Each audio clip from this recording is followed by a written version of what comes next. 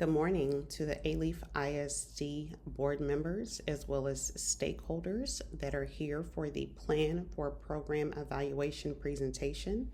My name is Janae Boykin, and I will be walking you through the program plan for evaluation today as it relates to the GT courses in Alief ISD. So just to start with some high-level information, the purpose of this program evaluation is to answer critical questions about the current representation of Black boys in Alief ISD's GT classes, as well as any potential disparities in the representation of different racial or ethnic groups and possible underlying causes.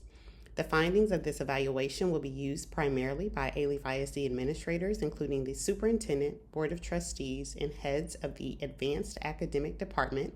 These individuals have the authority to implement changes based on the evaluation results, and the evaluation focuses on the participation and performance of Black boys in GT classes in Alief ISD, including data on enrollment, performance metrics, and progressions. It also includes an assessment of the identification and selection process of these programs. So let's talk a little bit about the purpose of the evaluation. The purpose of this evaluation is to assess the representation and inclusivity within the Alief ISD gifted and talented classes, specifically focusing on the participation of Black boys. This evaluation aims to ensure equitable access to advanced academic opportunities for all students, regardless of their race or ethnicity. It also seeks to identify any potential disparities in the representation and address them proactively. If disparities exist, the evaluation will explore the underlying causes and suggest ways to address them. The findings will be used to inform policy and practice within Alief ISD, potentially leading to changes that ensure greater equity. So let's talk a little bit about the questions that we aim to answer through this program evaluation. So there are 3 questions here that this program evaluation aims to answer. 1, what is the current representation of Black boys in Alief ISD's gifted and talented GT classes? Are there any disparities in the representation of different racial or ethnic groups? And if those disparities exist, what might be the underlying causes and how can they be addressed? These questions will help understand the current state of inclusivity within Alief ISD's GT classes and guide the development of strategies to ensure equitable access to advanced academic opportunities for all students. So the stakeholders that will be involved in this program evaluation are Alief ISD administrators, including the superintendent, board of trustees, and the heads of the academic departments, teachers, because they play a key role in delivering the GT program and can provide valuable insight into the program's effectiveness and areas for improvement, students in the GT's program, because they are the direct beneficiaries, and they experience the outcomes that are at the heart of the evaluation. And last but not least, parents. They have a vested interest in their child's education, and they can provide an important perspective on the program's accessibility as well as effectiveness. They also play a key role in advocating for changes based on the evaluation results. So when we look at the design elements, we want to look at 3 things. That is the stakeholder group that will be involved, the questions that stakeholder group will answer, and the outcomes.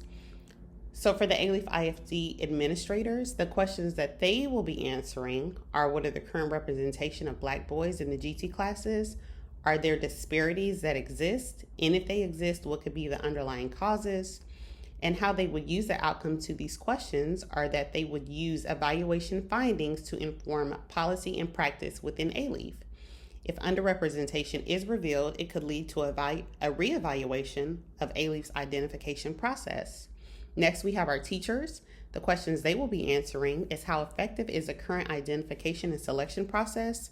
And are there any specific areas where improvements can be made to ensure greater equity? Teachers could use the evaluation findings to better understand the representation of different racial or ethnic groups in their classes.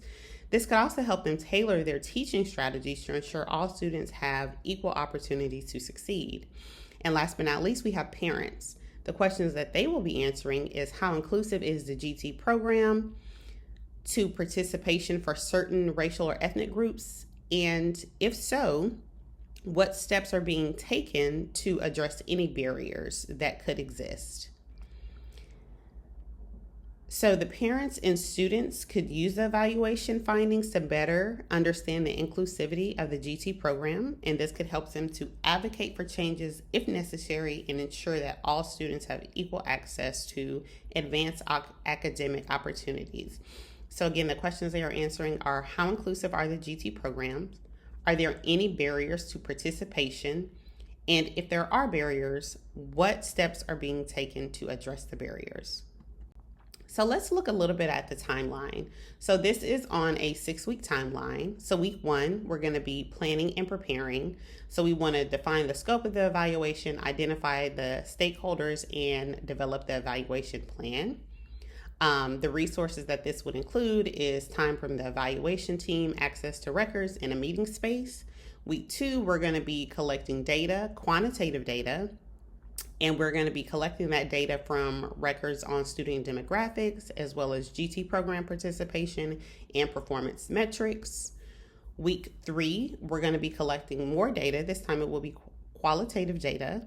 We are going to conduct interviews or hold focus groups with samples of students, teachers, parents, and administrators. The resources that this week will include are the interview or focus group guides, recording equipment, transcription services, and time from the evaluation team and participants.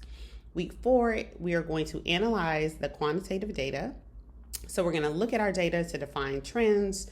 This may include any statistical software, again, time from the evaluation team.